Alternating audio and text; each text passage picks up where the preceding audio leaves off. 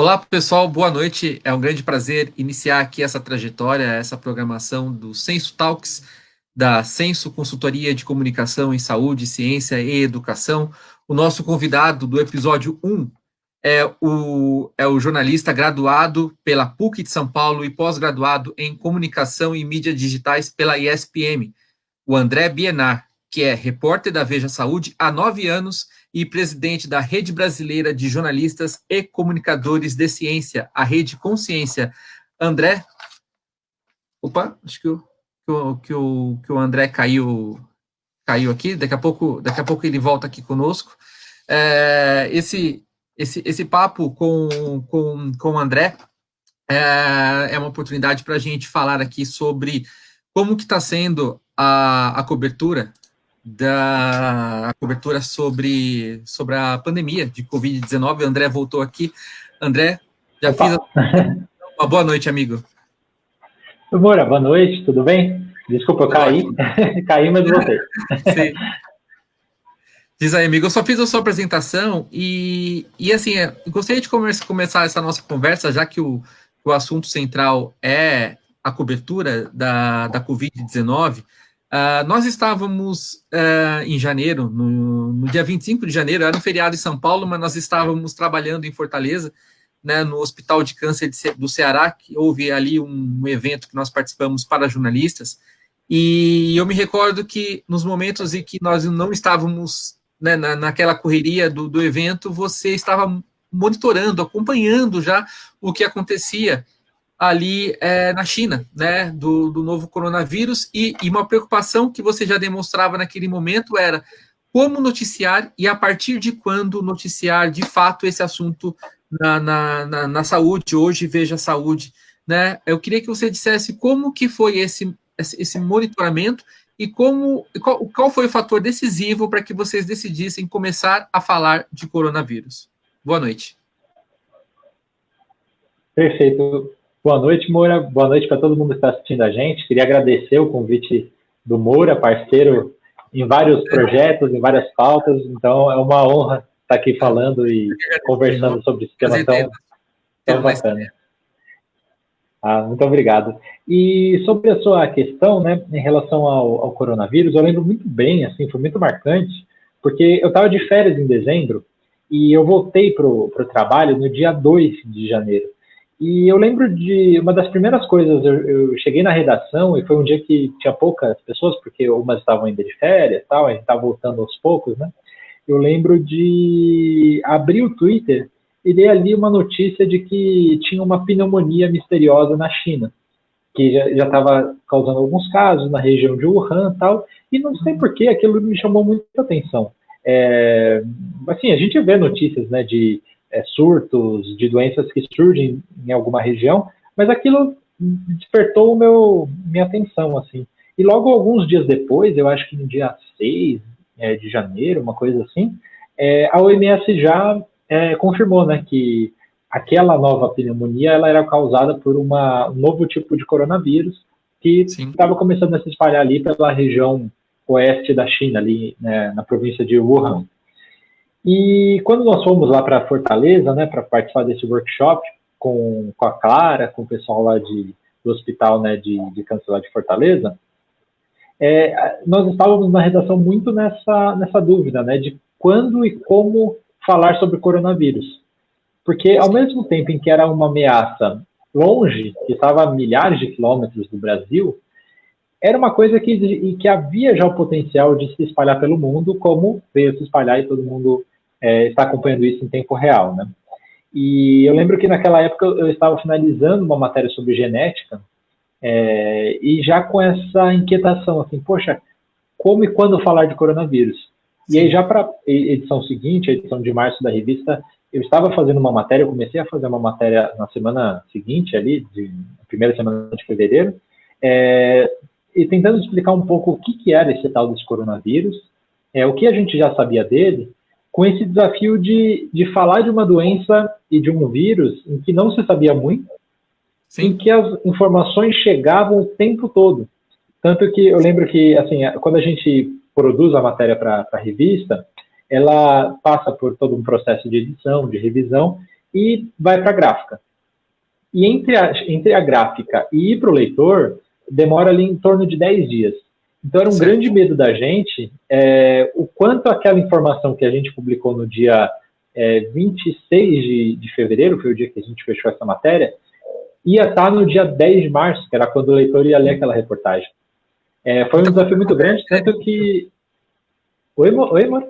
Porque muita coisa acontece nesse período, né? Sim, sim. Mas... Tanto que foi muito louco, porque no dia que a gente fechou a reportagem, foi o dia em que foi confirmado o primeiro caso no Brasil. A gente estava muito nessa dúvida, né? Nós estávamos prestes a ter o primeiro caso, né? Tudo indicava isso. E aí, por sorte, no dia do fechamento, aconteceu esse caso, a gente pôde incluir na matéria. Porque senão ela já ia ter ficado velha antes de chegar para o leitor. E isso, imagino o desafio que possa ter trazido para vocês, porque era justamente um momento de transformação da marca, né? Vocês estavam se tornando de saúde vital, essa união com a Veja virando Veja Saúde. Então, como que foi ter essa transformação? Como que foi, assim, que vocês se organizaram para que isso acontecesse da melhor forma durante a pandemia? Perfeito. A Saúde, né, Saúde é Vital, é uma marca da Editora Abril que existe desde 1983. Então, é uma marca com 37 anos de história, né? E com características muito interessantes, né? Por ser uma revista que atrai um público muito fiel, então é muito gratificante para a gente ver leitores que assinam a revista desde os anos 80, que colecionam, encadernam, é muito bacana ver isso, né? E aí a gente recebeu a notícia dessa mudança, e a ideia era que a mudança fosse planejada, fosse acontecendo com as reuniões, né, briefing, e mudanças, e tentativas de design e tal, só que aí veio a pandemia, todo mundo teve que trabalhar de casa, né, e todo o processo que é um processo de equipe, que envolve os editores, os repórteres, os designers, vários profissionais, né, teve que ser tudo à distância. E foi um desafio ainda maior, né? Como comunicar essa mudança para o nosso leitor no meio de uma pandemia, né? Como falar para ele que aquela saúde vital que ele recebia na casa dele vai ser a Veja Saúde e que não vai mudar o conteúdo, não vai mudar a equipe e vai mudar só o alcance daquele conteúdo, né? Com o prestígio que a marca Veja tem. Então foi um desafio enorme para a gente e foi muito bacana. A gente até recebeu um comentário de uma leitora que quando ela falou assim, mas a revista vai mudar, tal, a gente ficou, não, continua a mesma coisa. Aí ela escreveu assim, que bom que os meus queridos Diogo, Theo, Thaís e André continuam, e é muito bacana ver esse carinho que ela teve com a gente, né? Ah, sim, mas é um carinho que vocês conquistaram com esforço, com trabalho, com a seriedade que vocês atuam e a própria cordialidade com a qual vocês exercem essa parceria com assessorias de comunicação, né? É uma via de mão dupla, é um respeito mútuo que precisa haver. E André, uma outra coisa, assim, nós estamos no dia 10 de junho, então amanhã, dia 11, vai se completar 3 meses em que nós estamos com esse momento de declaração de pandemia por parte da OMS. Só que nesses 3 meses, parece que até que um tempo foi até maior, devido à quantidade de coisas que aconteceram, né? Nós tivemos aí toda uma mobilização com um medicamento que não tinha evidência científica, né? Entrou até na agenda política discussões sobre isso. Nós tivemos e nós estamos vivendo esse número crescente de casos pela Covid. Enfim, teve muita atribulação nesse momento todo. Então, queria que você falasse assim, nesse cenário todo, como é que você avalia, não só vocês, né, no seu caso, jornalista de saúde, que está acostumado com o tema, mas avaliando aquele jornalista que estava acostumado a cobrir as mais diversas editorias, e está se vendo hoje num cenário em que ele não era, assim, o coronavírus, ele não é só a agenda jornalística de saúde, ele virou o tema, né? Ele está ocupando praticamente todo o noticiário, então muitos jornalistas não estavam preparados para isso. Então, minha pergunta é, diante de tudo isso que você aconteceu, qual é a avaliação que você faz, não só do jornalista que já estava mais habituado a fazer essa cobertura, como principalmente daqueles que, enfim, tiveram que encarar esse tema? Perfeito. Eu gosto sempre de destacar, que eu acho que é um ponto-chave para a gente entender tudo que a gente está vivendo, é o fato de que a Organização Mundial da Saúde, a OMS, ela antes, semanas antes de declarar a questão da Covid-19 como uma pandemia, ela declarou toda a situação como uma infodemia. Sim, É que essa profusão de informações publicadas nas redes sociais, nos sites, nas revistas, nos jornais, isso poderia gerar e tinha o potencial de gerar muita confusão. Então, foi muito interessante notar que a própria entidade máxima da saúde global percebeu isso e tentou, de sim. certa maneira, através de coletivas de imprensa, de materiais que eles produziram, controlar um pouco isso, passando informações claras, objetivas, baseadas em ciência. Mas, assim, é uma situação incontrolável. E por mais que nós, jornalistas, temos a obrigação de produzir muito conteúdo, falar sobre o assunto, fazer os balanços necessários, entrevistar os especialistas, tem uma questão de que todo mundo hoje, de certa maneira, é produtor de conteúdo. E Sim, nisso a gente vê a questão de como falta no mundo, e eu vou falar, claro, principalmente no Brasil, de uma cultura e de uma educação em ciência. sim, Isso ficou muito claro com a questão da cloroquina, né, em que, claro, todo mundo quer que surja um medicamento, uma vacina, mas existem ritos da ciência que precisam ser respeitados, né, para que isso ocorra. Até para garantir a segurança e a saúde de todo mundo. Então, ficou muito, sabe, uma questão de jogos políticos, a questão de lados, de torcidas, quando assim, a gente não pode torcer, a gente tem que se fiar aos fatos, né? E sim, talvez, voltando ao OMS, né, a OMS deu uma escorregada sim, bem forte, né, nos últimos dias, justamente na questão da informação, em que durante uma coletiva de imprensa, uma das representantes citou que talvez pessoas assintomáticas não transmitiriam o vírus. E aí gerou toda uma confusão e essa informação foi usada até politicamente por alguns representantes nossos. Então, é muito isso, né? A gente vive uma guerra de informações, uma guerra de narrativas, no meio de uma pandemia em que o que deveria importar é a informação científica, a informação objetiva, né? E as decisões políticas de política pública deveriam ser tomadas com base nisso, né? Não em lados, né? Ou visões de mundo. sim.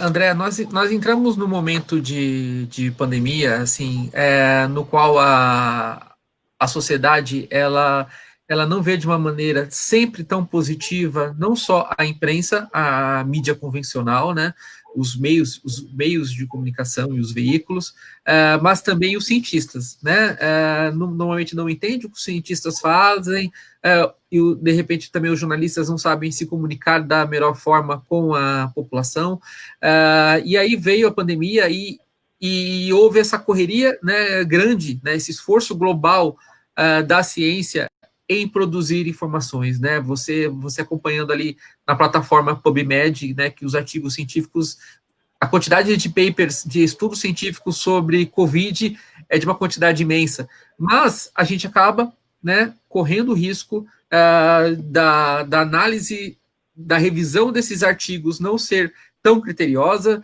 os artigos não tendo o mesmo rigor científico, e aí acontece, né, a própria Lancet, né, uma das 3 revistas mais importantes do mundo, deu uma escorregada também, assim como fez a OMS, que é o principal órgão de saúde do mundo, né? E aí, como é que assim que você acha que a reflexão que a gente faz nesse momento dessa correria que a ciência tem, dessa necessidade de trazer resposta para a sociedade, o jornalista, divulgador científico, mas também o jornalista das outras áreas, diante desse cenário, como que ele se comporta, né? Em quem você vai acreditar, né? Enfim, e como que fica na sua visão a credibilidade da ciência, que a gente precisa tanto ser respeitado enfim, ter o reconhecimento da sociedade, mas quanto isso fica arranhado quando esse tipo de coisa acontece? Perfeito. Eu acho que nessa guerra de narrativas que boa parte do mundo vivia, nós vínhamos presenciando e sofrendo na pele ataques, né, a algumas instituições. Então, nós tínhamos ataque a tudo que tivesse de alguma maneira ligado ao conhecimento. Então, nós vimos nos últimos anos ataques às universidades, aos professores, aos jornalistas, aos cientistas, enfim, isso vinha acontecendo. E aí, quando a gente entra numa pandemia, isso ganha uma repercussão e uma amplitude gigantesca. Enfim, porque a gente tem, por exemplo, o caso do Donald Trump, presidente dos Estados Unidos, que ele deu várias demonstrações ao longo de sua campanha e ao longo do seu governo como presidente dos Estados Unidos, de que ele tinha para ser bonzinho, ele tinha uma certa desconfiança sobre a eficácia das vacinas, sendo muito bonzinho. E aí, a primeira coisa e aí, logo no começo da pandemia, quando a coisa começou a ficar feia nos Estados Unidos, ele cobrou dos cientistas rapidez para ter uma vacina, ele tentou negociar com farmacêuticas para que os Estados Unidos recebesse as primeiras doses de uma vacina efetiva, enfim. E aí até saiu um editorial da Science, que também é uma revista muito importante, falando assim, poxa, você não era o cara que desacreditava as vacinas, que dizia que elas faziam mal, e agora você é o cara que está pedindo que a gente produza vacinas para a pandemia? Então é muito louco essa dicotomia. E aí, claro, no meio de uma pandemia, a gente não pode exigir as condições ideais, né? Assim, a gente não vai ter estudos randomizados, duplo cego, com milhões de pessoas, para que a gente tome decisão. Porque, enfim, esses estudos têm um investimento gigantesco, tem um tempo, tem o controle, e às vezes a decisão precisa ser tomada para amanhã, né? As pessoas estão morrendo hoje. Então, é muito complicado, mas ao mesmo tempo, eu acho que o que a gente talvez tire de lição disso é que a gente precisa, assim, ter um respiro, sabe? Não pode também tomar decisões na pressa. Uma coisa é rapidez, agilidade, ter sistemas que funcionem de acordo com os critérios. Outra coisa é você ter pressa, né? A pressa, como diz o ditado, né? A pressa é inimiga da perfeição. E aí nós temos vários exemplos de como essa pressa pode prejudicar e pode reforçar essa narrativa contra a ciência, contra o jornalismo, contra o conhecimento, né? Esse exemplo que você deu do estudo do The Lancet, né? Quando saiu esse estudo mostrando resultados negativos da cloroquina, foi usado como exemplo, assim, a pá de cal, né? Não vai se falar mais nisso. A OMS, né? A entidade principal da saúde, ela parou os estudos, né, com a cloroquina. E aí depois começou a se ver, né, que as bases de dados eram inconsistentes, tinha muita coisa perdida pelo caminho. Então, é isso, né? Eu acho que a coisa tem que ser feita com rapidez, mas isso não pode significar pressa ou mal feito, né? Porque aí se perde credibilidade, se perde tempo, e nesse processo, claro, se perdem vidas, né? Sim, é claro que o investimento emergencial na ciência, ele é importante, mas mais determinante do que isso é o investimento que você faz de fato contínuo, né? Você citou no caso do Donald Trump, né, que não valorizava a ciência como se deve, e agora ele mesmo está exigindo uma vacina, mas no Brasil mesmo a gente observou vários cortes da ciência ao longo dos últimos anos, né? O caminho é esse, e você acredita, André, que a visão poderá mudar, né, a partir desse momento que nós estamos vivendo, em relação à importância de se investir continuamente na ciência? Esse é um ponto, assim, essencial, e se o Brasil sair com esse aprendizado, já é alguma coisa, né? Assim, porque a gente sabe que a ciência não é feita de momentos eureka, né? Do cientista maluco que está tomando um banho, tem um clique e descobre uma coisa genial. A ciência é feita um processo, né? São pesquisas, é o conhecimento que se acumula através do tempo. Então, o pesquisador A descobriu alguma coisa e publicou isso. Aí o pesquisador B vai pegar aquilo, replicar, talvez mudar ou acrescentar uma informação, e assim, aos poucos, né, a gente constrói as bases, né, os tijolos ali daquele prédio, né, daquele conhecimento. Eu lembro uma vez, há alguns anos atrás, eu tive a oportunidade de entrevistar o então presidente do Instituto Weizmann, de Israel. Ele estava aqui no Brasil, Daniel Zassman, se não me engano. E estava numa época, aqui em São Paulo, em que o então governador, o Geraldo Alckmin, estava querendo cortar uma verba da FAPESP, que é uma das agências de fomento à pesquisa mais importantes do Brasil, né? E aí eu perguntei para, e aí o Alckmin usou um termo muito ruim, assim, falou assim, mas essa ciência serve para quê, né? O que esse dinheiro investido reverte na gente? E aí foi uma frase assim, mais ou menos, né, pelo que eu me lembro. E aí eu perguntei isso pro Dr. Daniel, e aí ele falou uma coisa que eu achei muito curioso. Ele falou que se lembra quando saímos primeiros.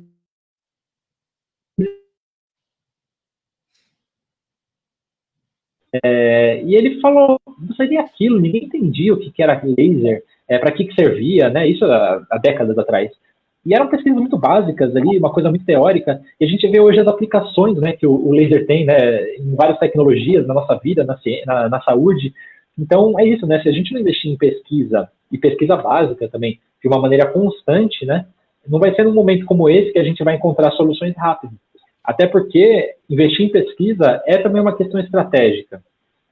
Se o Brasil não investe em pesquisa em vacina, e a gente depender da pesquisa da Índia ou da pesquisa do Reino Unido, qual que é a chance de que aquela vacina que foi descoberta na Índia chegue aqui rápido, né? Obviamente, né, se a pesquisa foi feita na Índia, a população de lá vai receber a vacina muito antes de chegar aqui. Então também é uma questão estratégica que a gente vai ter que rever, né? E espero que reveja aí nos próximos anos.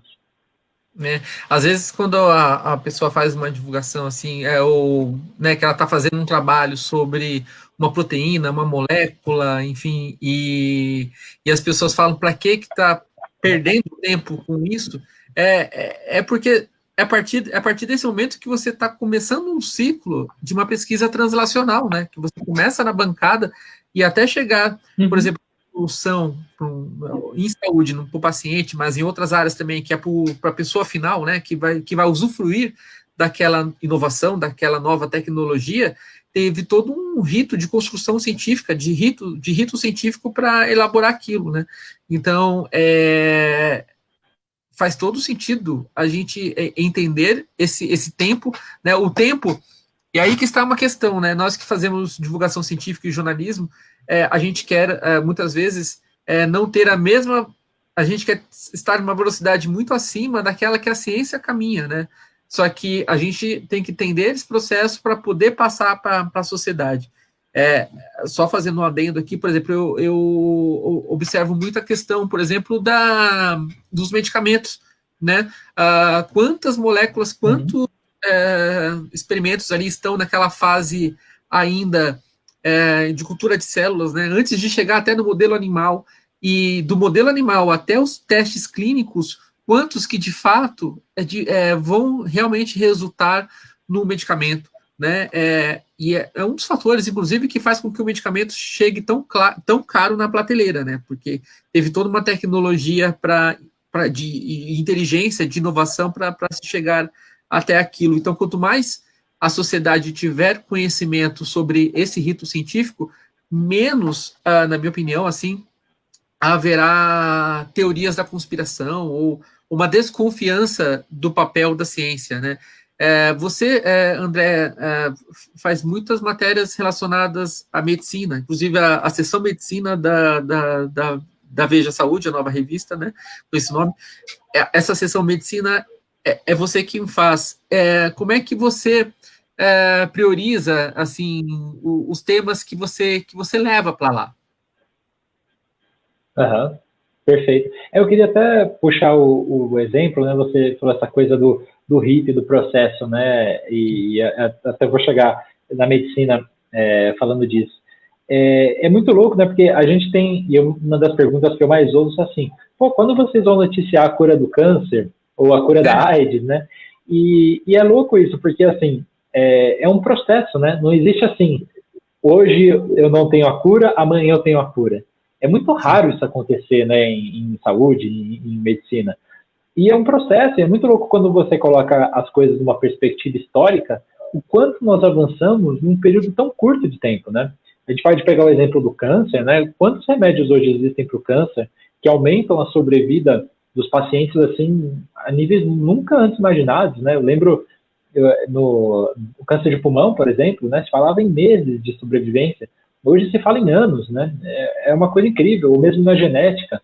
Eu até peguei aqui a reportagem, se a gente comparar, né, o projeto Genoma Humano, que fez o primeiro genoma completo de um ser humano, ele demorou 13 anos para ser feito, custou 3 bilhões de dólares, foram 20 centros de pesquisa no mundo e 240 mil máquinas para conseguir você fazer um genoma de uma pessoa.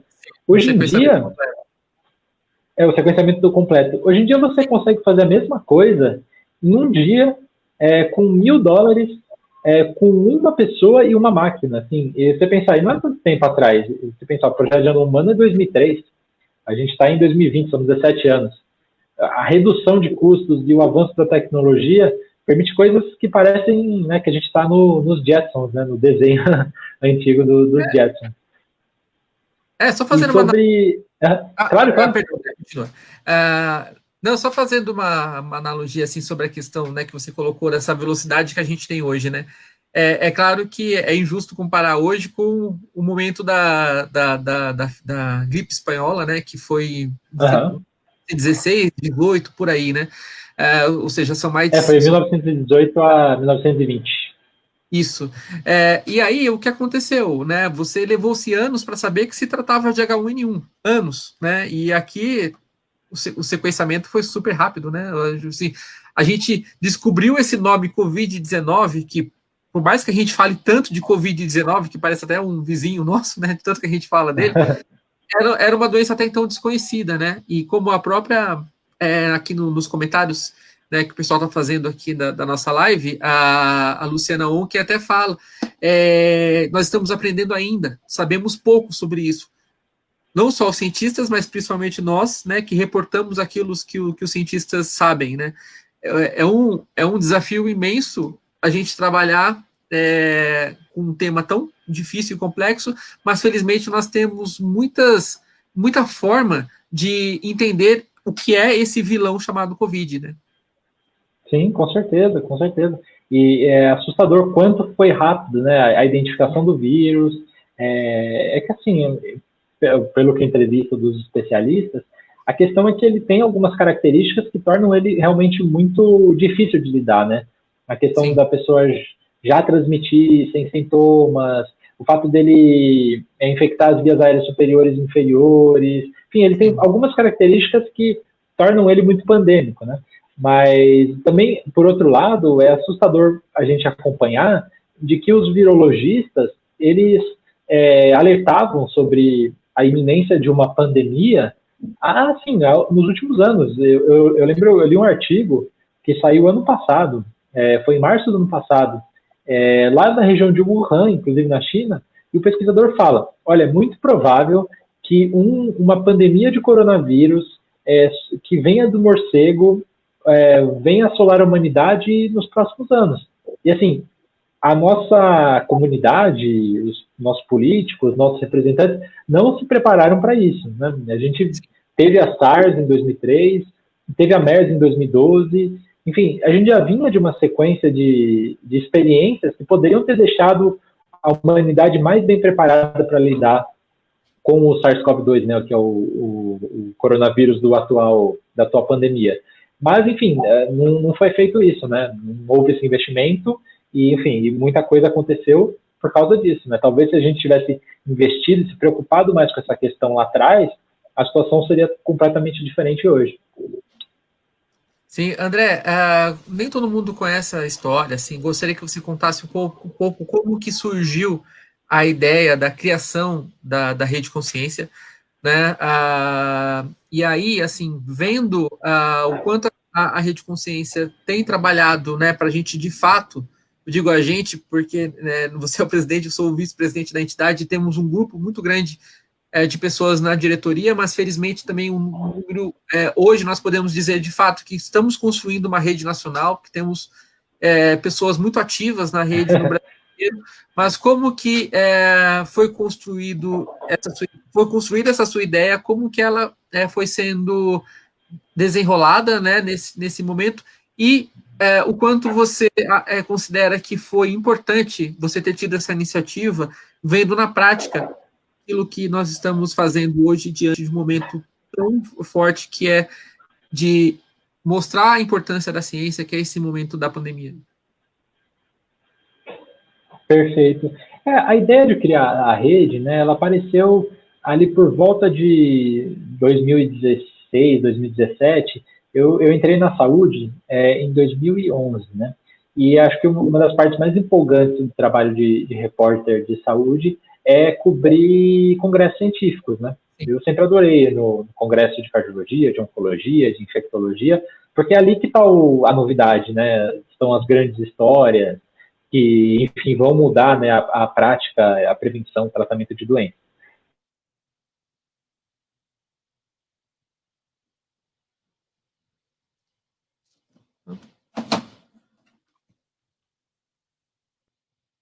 Para mim, travou aqui, travou o André. Não sei se você tá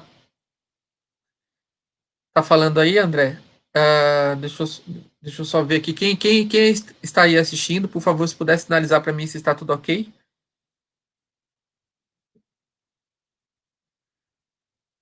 O André caiu. No momento que o André estava falando sobre a criação da rede de consciência. O André estava falando justamente do período em que ele estava, assim, que ele cobre muitos congressos, né, de oncologia, de cardiologia, e ele achava isso muito interessante, muito fascinante. Ele está voltando aqui, vou poder colocá-lo aqui de volta. Oi, pessoal, desculpa. Opa, André. Caí. Imagina, enquanto você caiu, eu falei que você estava dizendo justamente sobre você cobrindo o congresso de oncologia, de cardiologia, enfim, e então pode continuar daí dessa sua experiência. Perfeito. Então, e aí nessa questão, esses espaços, né, de congresso, era sempre assim, um lugar em que eu via os profissionais dessas especialidades podendo conversar, assim, independente da instituição que eles representavam, um pouco do que eles faziam e como que eles podiam melhorar. Então, poxa, como que eu melhoro na prática da infectologia, da oncologia, enfim. E aí, em 2017, eu fiquei sabendo de um evento que ia acontecer, que era a Conferência Mundial de Jornalistas de Ciência, que é um evento, um congresso que acontece de 2 em 2 anos, e em 2017 foi em São Francisco, nos Estados Unidos, e eu fui para lá, tal, conhecer, tal, participar, e ali eu conheci alguns jornalistas brasileiros, mas vi que existiam redes de jornalistas científicos em vários países. Então tinha a rede mexicana, a rede argentina, que eram países numa situação político, social, econômico muito parecida com o Brasil. Porque, sei lá, eu até esperava que encontraria uma rede americana, uma rede francesa, né? Porque são países, né, com mais estrutura do jornalismo do que nós. Sim. E aí, lá mesmo, nessa conferência, surgiu uma ideia de criar algo parecido aqui no Brasil. O Brasil até teve uma associação. E aí, enfim, e aí em 2018, em fevereiro de 2018, a gente começou o trabalho com um grupo de Facebook, que, aliás, o Moura foi o primeiro convidado, e ajudou ajudou a pavimentar, né, ali o sucesso. E foi muito curioso porque, assim, passa por uma história pessoal, mas o mais bacana foi ver que essa necessidade era compartilhada por muitos colegas. Então, logo no início, já surgiu muita empolgação em contar histórias, em compartilhar, em crescer. E assim foi, né? Desde de março de 2018, a gente, todo mês, tem uma reunião, se encontra, conversa. O grupo cresceu de uma maneira enorme, né? Temos muitos membros de todas as partes do país. E, assim, é um trabalho que continua, né? O trabalho em rede, o fato de a gente não ser muito centralizado, tem dificuldades, mas tem muitos aprendizados também. Porque através da troca, das conversas, das diferentes visões de mundo, é que a gente cresce e aprende, né? E acho que o mais bacana desse trabalho em rede, que eu não sei se o Moura vai concordar comigo, mas que eu acho é ver conexões que não aconteceriam se não fosse a rede. Ver, sei lá, um biólogo que está fazendo um mestrado interagindo com um jornalista que ele não conhecia, fazendo projetos juntos, o jornalista aprendendo com o biólogo aprendendo com o jornalista. E, enfim, eu acho que dessa troca é que todo mundo cresce e espero que a rede sobreviva e tenha muitos frutos aí no futuro.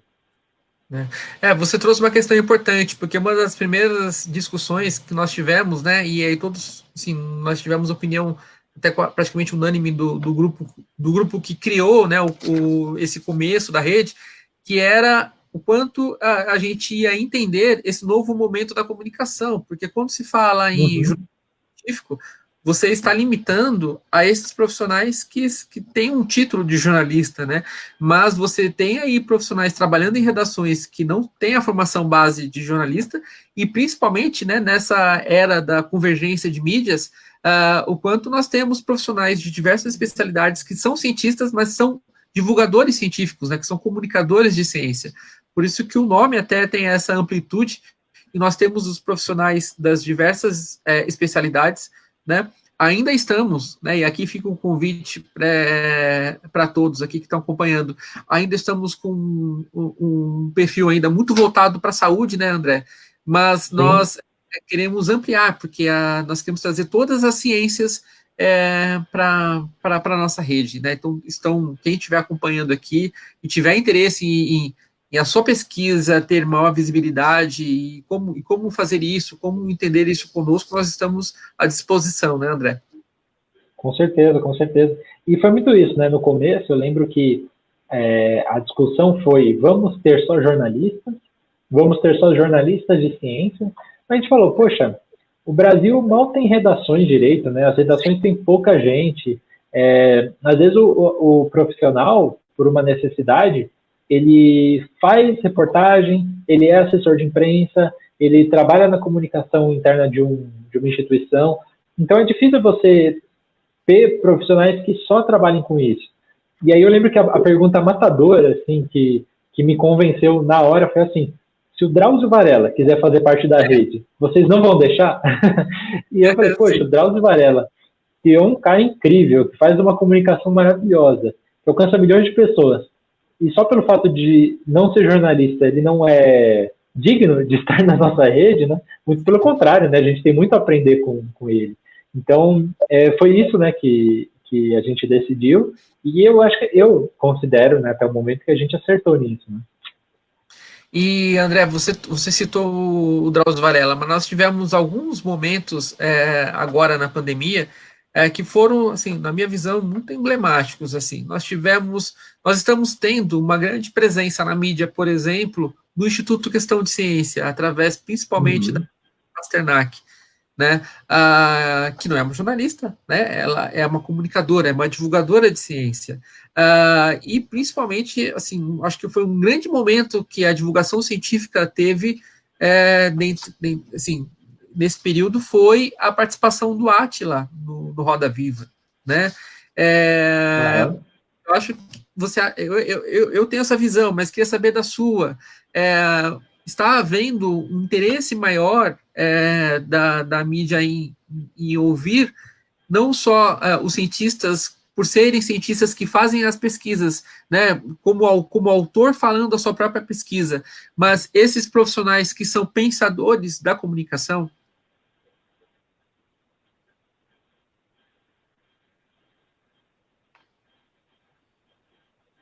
André?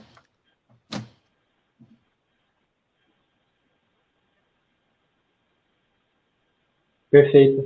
Eu acho, assim, muito incrível e muito legal ver, né, a Natália Pasternak, o Átila, né, aparecendo, ganhando um espaço muito merecido. Porque, enfim, eles fazem um trabalho de primeiríssima qualidade, né, tem essa facilidade da comunicação. Alô, oi? Não, é que para mim tinha dado uma travadinha, mas eu acho que para a audiência tava normal. Alô, Moura? Você me escuta? Eu estou escutando. Para mim tinha dado uma travada, mas eu acho que está tudo bem aí contigo. Tranquilo. Então, eu vejo com muitos bons olhos e fico empolgado de ver a Natália Pasternak, o Átila, né, aparecendo no Jornal Nacional, na Globo News, no Fantástico, tendo colunas em jornais, né, o Átila tem uma coluna agora na Folha, a Natália no Globo, se não me engano, e, assim, espero que mais cientistas façam isso, né, porque durante muitos anos eu tinha a sensação, e sofri isso na pele, de você ter cientistas, desculpe, de ponta, fazendo pesquisas incríveis aqui no Brasil, que muitas vezes se recusavam a falar com a imprensa. Não queriam aparecer e ficavam ali encastelados, né, na sua universidade, ali nos muros da sua instituição. E isso é terrível, porque até porque muitas vezes esses profissionais usam dinheiro público, né, dinheiro de investimento através dos impostos que a gente paga. Então eles têm uma obrigação também de devolver à sociedade aquilo que eles estão produzindo com o investimento que a sociedade fez neles. Então, assim, é muito legal ver, espero que isso continue depois da pandemia. E, assim, a Natália, o próprio Átila, o bacana foi ver que é um trabalho consistente, não é que eles apareceram agora do nada. A Natália vinha de anos fazendo Pint of Science, fazendo eventos científicos, fazendo blogs, participando. Eu lembro, a gente fez lives juntos ali em 2015, 2016. O Átila também tinha um blog, tinha blogs, tem o canal Nerdologia, enfim, é um trabalho de anos, né, que culmina nisso, né, e espero que mais e mais cientistas façam isso, né, e percebam o papel social deles, né, o papel de informar, de educar as pessoas sobre a ciência. E aí talvez uma ponderação que eu faço em relação ao jornalista é saber escolher o cientista ideal para falar para aquele assunto sobre o qual você está escrevendo, está apurando alguma reportagem. Porque o que acontece também é que o cara pode ser cientista, mas se ele for físico, ele não vai saber falar de coronavírus, né? O conhecimento dele sobre o assunto é limitado. Então, a palavra cientista pode ter uma autoridade, e é muito importante que nós saibamos escolher as fontes adequadas para aquele assunto. Porque isso aconteceu também durante a cobertura dessa pandemia, de você ter profissionais, por exemplo, de uma área nada a ver com infectologia, com neurologia, com infectologia ou com virologia, falando coisas absurdas, né? E só pelo fato do cara ser cientista, ele ganhava um espaço na mídia, né? E gerava um dano de informação muito, muito perigoso. E nesse sentido, André, até porque assim, nós estamos nessa situação em que muitas redações estão procurando esses profissionais sem ter uma experiência, uma bagagem na editoria de saúde e de ciência. Né? Então, você com sua experiência de 9 anos na Veja Saúde, qual que é o caminho que você traça assim, em relação a, de repente, olhar no currículo Lattes, ver a produção científica desse especialista, enfim, quais são os cuidados que você tem nessa seleção de fontes? Perfeito. Eu acho que assim, a primeira coisa e a primeira fonte é o currículo Lattes, né? Você checar ali as informações, ver a instituição em que aquele profissional trabalha, ver as publicações dele. Eu, aliás, lamento que a plataforma Lattes, quando eu entrei na saúde ali em 2011, 2012, até 2014, 15, era uma maravilha assim, para jornalistas que queriam descobrir fontes.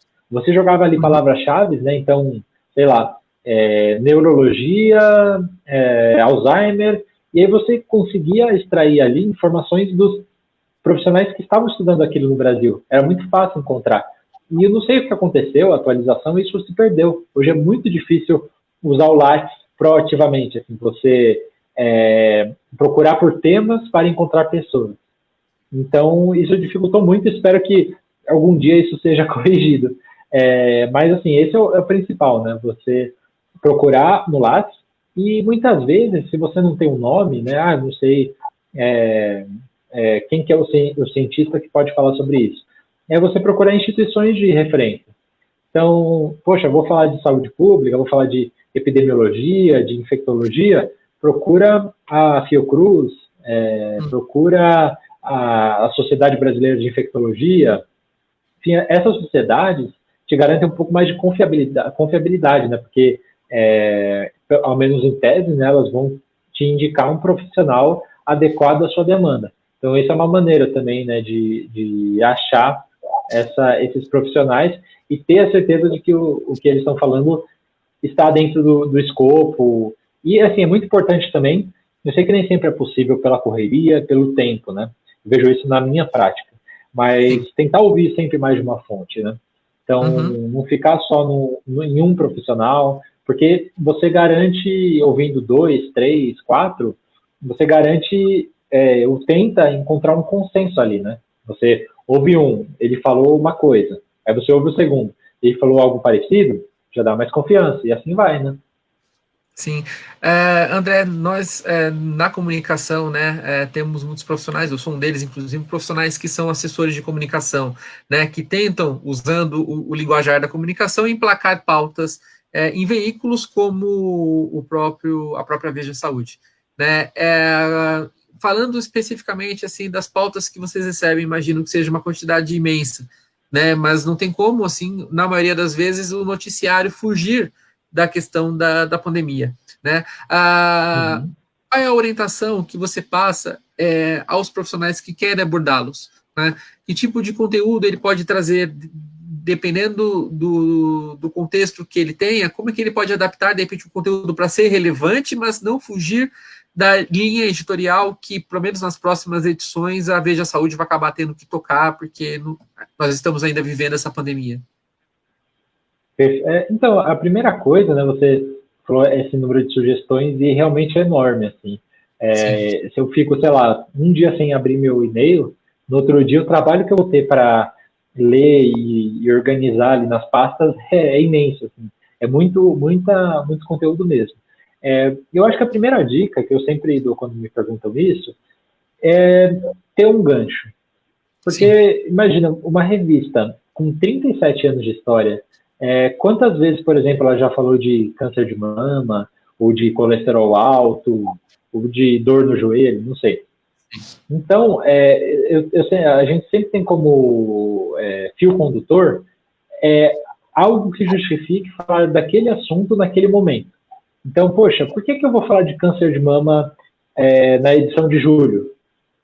Será porque teve o congresso da ASCO no mês passado e saíram novos remédios? É porque saiu um novo levantamento? É porque tem uma nova pesquisa feita no Brasil? Alguma pessoa, às vezes, alguma pessoa famosa foi diagnosticada com a doença, e essa é uma possibilidade também de falar sobre, retomar aquele assunto. E é isso, às vezes, esse gancho, esse detalhe quente, né, que dá quentura ali para a reportagem, ele é o que permite com que você fale daquele assunto de uma maneira completa. Então, às vezes, é um novo estudo sobre um novo remédio para câncer de mama.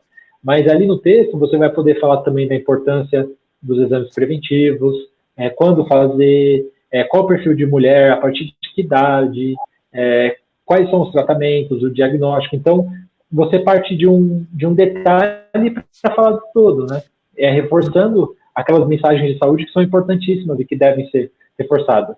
Mas ter essa justificativa é muito importante, né? E, assim, infelizmente, pelo volume de e-mails que a gente recebe, é muito difícil dar um retorno para todas as sugestões. Eu tento, eu sei que meus colegas de redação também tentam, dentro do possível, né? Mas, assim, quando a sugestão ela não se encaixa de maneira nenhuma, né? Assim, a gente não consegue, não dá nem tempo de responder. E outra dica que eu dou, além do gancho, é a questão de saber o veículo para o qual você está sugerindo aquela pauta. Porque muitas vezes, uma pauta que pode interessar para a TV Record ou para o G1, não é a mesma pauta que vai interessar para a revista onde eu trabalho, para a Veja Saúde. Então, Sim. ler a revista, uma edição, ou entrar no site, permite você ter alguns insights, né, de como, às vezes até pode ser a mesma sugestão, mas o tipo de abordagem que você vai dar é diferente, né? E isso faz toda a diferença na hora de convencer ou não a aprovar aquela pauta. E a forma de se comunicar agora, durante a pandemia, mas principalmente pensando no Brasil e no mundo pós-pandemia, e também o que você acha que vai mudar nessa forma de comunicação, já está mudando, mas também na forma de consumir essa mídia. Por exemplo, você acredita que essa questão de nós estarmos fazendo hoje uma live, tantas webinars estão acontecendo, tantas lives estão acontecendo, essa cultura de se trabalhar mais online, você acha que ela possa ficar de uma certa forma, mesmo após a pandemia?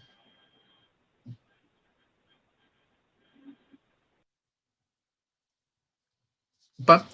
o André que caiu. Nós estamos aqui nos minutos finais, nos últimos 10 minutos aqui, vamos aguardar o André retornar. Enquanto isso, agradeço a todo mundo aqui que está comentando, o Theo Ruprecht, que é colega do André na revista, a Lídia, minha esposa Joana, enfim, todo o pessoal aqui que tá acompanhando. O André voltou, eu vou jogá-lo aqui. Opa, André, está ouvindo? Opa! Moro, eu ouvi sua pergunta, você vê se é isso mesmo. Eu acho que eu ouvi sua pergunta. Sim, Sim, você me ouve? estou ouvindo. A pergunta a pergunta que eu fiz é se você acredita que a pandemia vai alterar a forma Alô, de alô? Opa! Agora sim. a forma de comunicarmos, né? Maravilha. Você pode repetir a pergunta, por favor? Sim, eu repito.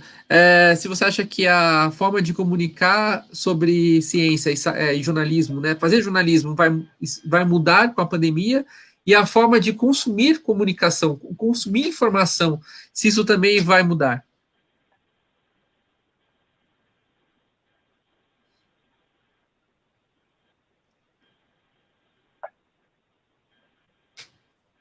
André, está ouvindo?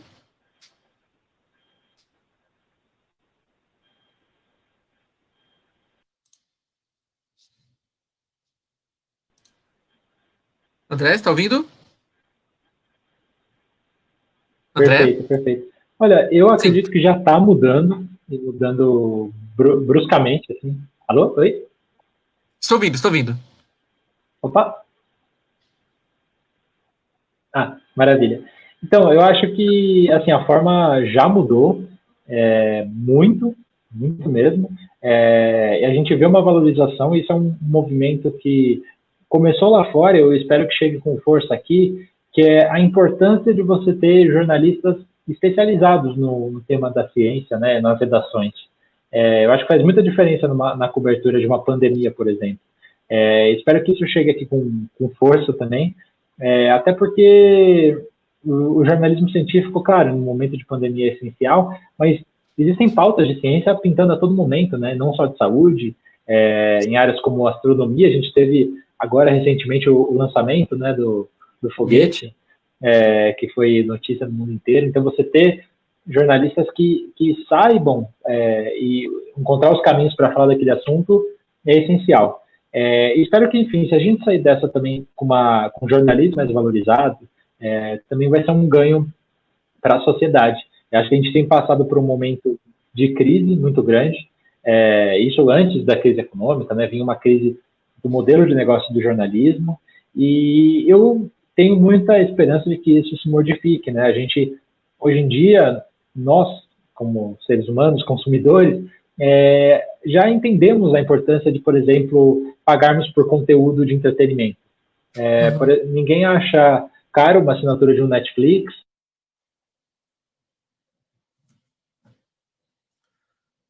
Ah, o, o André caiu novamente. Enquanto ele retorna, é, eu acho que ele estava. Bom, acho que ele voltou aqui. Opa! Oi, André, voltou. Então, eu estava falando, ninguém acha caro, né, uma assinatura de um Netflix, de uma Amazon Prime, de um HBO, porque você sabe que você vai ter ali um conteúdo de qualidade. E eu espero que isso aconteça para o jornalismo também, para o conteúdo informativo, né? A gente vê exemplos muito positivos disso acontecendo nos Estados Unidos, com New York Times, com Washington Post.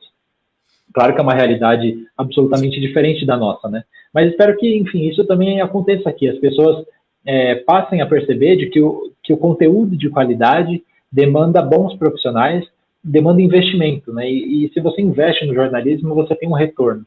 Esse retorno não só para a empresa, para o dono da empresa, mas para a sociedade como um todo, né? Com matérias relevantes que vão fazer realmente a diferença na vida das pessoas.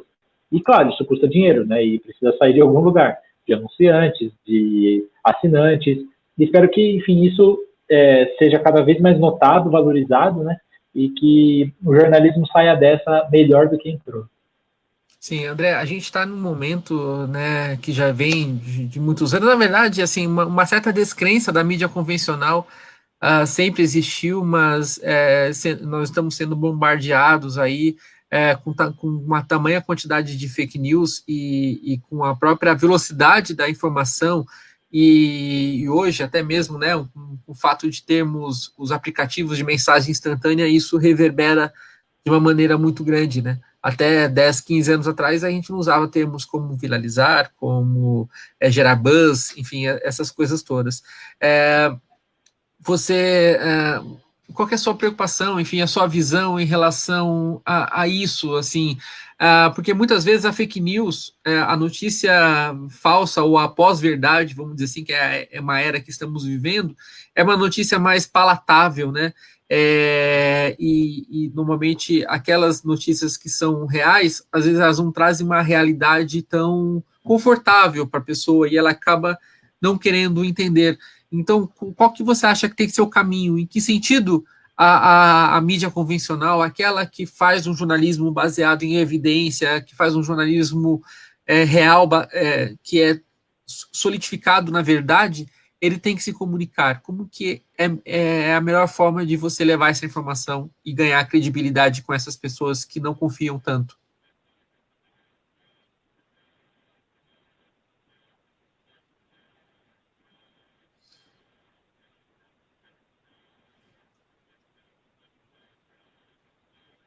André, você me ouviu? Não sei se é um delay. Caiu. Bom, eu fiz essa pergunta a ele e a pergunta seguinte para a gente encerrar essa nossa live vai ser sobre o futuro que ele vê para a comunicação de jornalismo e de ciência, né? E aí a gente vai encerrar aqui nosso papo. André, você está de volta? Está me ouvindo bem? Sim, sim, eu ouvi sua pergunta. Você estava Ouviu? falando sobre a questão das fake news, né? Isso, Como a gente e como passar informações que às vezes não são palatáveis, né, para o isso. nosso público, né? Eu lembro um tempo atrás eu fiz uma apresentação sobre fake news e eu usava um exemplo meio igual aconteceu que a gente teve ali na Europa as invasões bárbaras, né? Você tinha o Império Romano, aí você tinha as invasões bárbaras e as pessoas tiveram que se proteger em feudos para sobreviver, né? Não, enfim, e aí surgiu a Idade Média, enfim.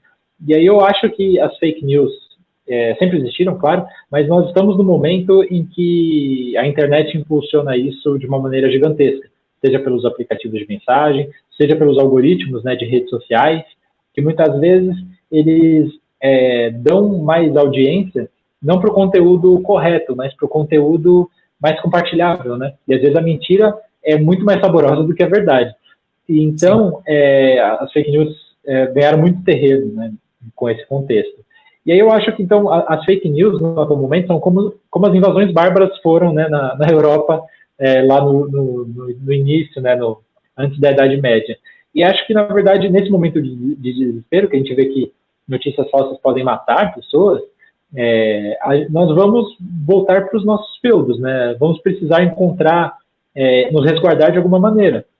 E talvez isso seja através do jornalismo profissional, dos veículos em que a gente confie, né? Esses vão ser os nossos portos seguros da informação.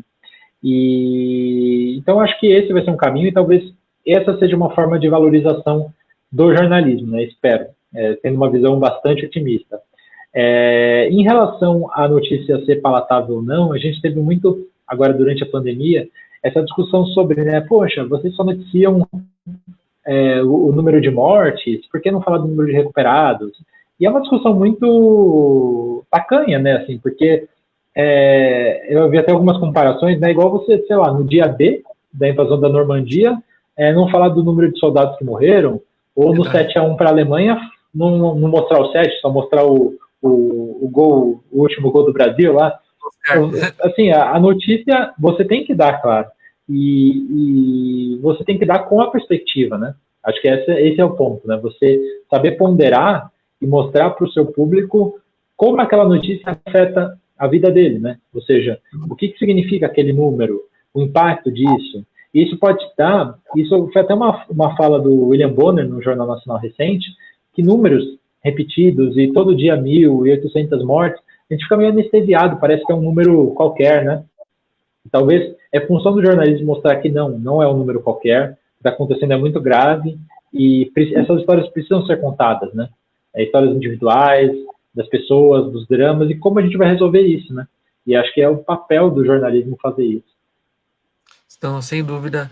E André, assim, diante de tudo assim que você já vivenciou em jornalismo de saúde, mas você tem muito, né, ainda a contribuir, né? Você é super jovem e tem toda uma carreira ainda para construir e informar sobre tantas coisas aí para a sociedade. Como é que você imagina a sua atuação como jornalista de saúde e ciência, mas além da sua, como é que você imagina o futuro do jornalismo de saúde e ciência daqui para frente? Assim, como é que você imagina esse futuro? Perfeito. Tomara que tenha bastante futuro aí, né? Espero uma área que eu gosto muito. Nunca tinha pensado em trabalhar com ela na época da faculdade, entrei meio no susto, assim. E é uma área, assim, que eu acho muito legal, porque por mais que, assim, áreas como economia, política, futebol sejam áreas talvez mais nobres e mais importantes, entre aspas, numa hierarquia, né, de um veículo de notícias, trabalhar com saúde e ciência, o que eu acho mais fascinante.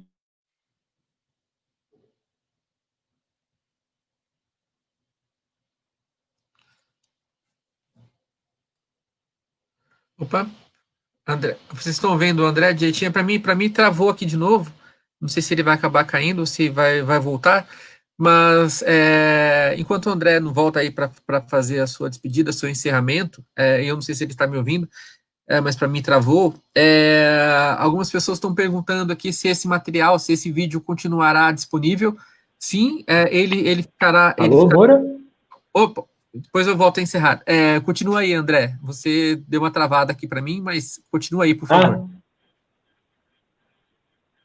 tá. Não, então, eu só queria concluir falando isso, né, que como você trabalhar com essas áreas é gratificante, por exemplo, quando você escreve uma reportagem e vê o leitor te dizer, poxa, eu mudei um hábito por algo que você escreveu, ou eu descobri com antecedência uma doença depois de um alerta que eu li numa reportagem sua. Então, eu acho que, claro, se você faz um grande furo jornalístico na área de política, por exemplo, você pode mudar o destino de um país, causar uma verdadeira mudança histórica.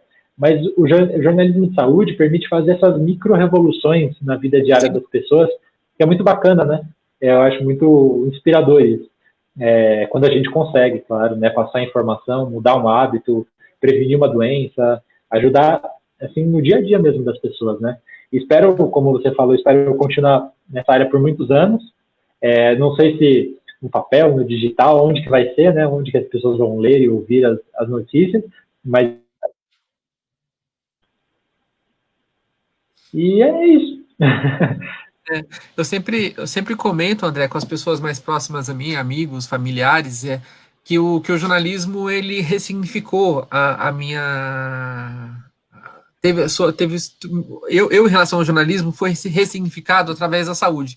Né, eu estava meio que numa crise com a minha carreira, enfim, e eu acho que o jornalismo trouxe esse significado, né, de você realmente, você de alguma forma ter trabalhado na construção daquela pauta e aquela pauta ter de alguma forma orientado, conscientizado as pessoas, seja uma ou seja um grande número de pessoas a ter um hábito de vida mais saudável, né? Porque quando perguntam para mim, você trabalha com temas de doença, com câncer, com doenças pesadas, enfim, não, eu não trabalho com doença, eu trabalho com saúde. Né? A gente fala justamente sobre como evitar as doenças, né? Então, isso que você falou para mim, eu vejo assim dessa forma também, né? Do quanto o trabalho que a gente faz acaba impactando em uma pessoa que seja, né? Se você impactou uma pessoa com uma matéria que você de alguma forma ajudou a ser construída, é, traz um sentimento muito bom, né? André, Sim. E agradecidíssimo. é o que o seu doutorado mostrou mesmo, né, amor? Sim, sim. Né, pessoas com informação diagnosticam, né, um câncer antes, então a informação salva vidas, né?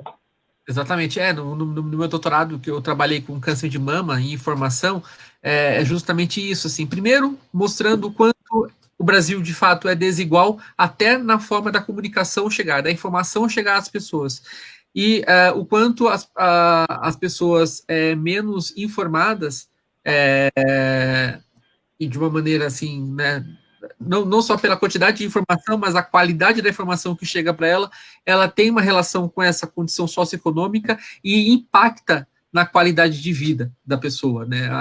As pessoas que são menos informadas de uma melhor qualidade, elas desenvolveram doença mais avançada, e a doença mais avançada tem uma maior propensão a ter uma maior mortalidade, né? Ou seja, né, se você fizer uma analogia assim, de uma certa maneira você pode imaginar que informação de fato ajuda a salvar vidas, né? E assim, então a todos os profissionais de comunicação, né, que estão em dúvida em relação a vale a pena isso que fazemos, né? Porque às vezes a gente fala tanto de saúde que parece que as pessoas não estão mudando hábitos, mudam sim, e quanto mais a gente informar, mais a gente vai chegar naqueles que têm menos acesso à informação, que são os menos privilegiados, que precisa que a gente fale mais para que a informação chegue até eles. Agradeço a todos que acompanharam, enviaram comentários, que tiveram paciência aqui com a internet, principalmente o André. A conexão dele caiu várias vezes, mas foi persistente e continuou mantendo aqui o nosso papo. Agradeço muito, não só pelo seu tempo, mas por sua disponibilidade de continuar levando informação aqui e tendo esse papo tão, para mim foi muito agradável, mas como sempre conversar com o André. André, muito obrigado e parabéns pela carreira que você está começando a construir, né, que já é tão vitoriosa. Parabéns e muito obrigado, amigo. Imagina, eu que agradeço, prazer estar aqui. Peço desculpas a você e a todo mundo que está ouvindo a gente pelas caídas na internet. Espero que não tenha atrapalhado muito. E, enfim, longa vida aí ao Senso Talks. Muito obrigado, obrigado.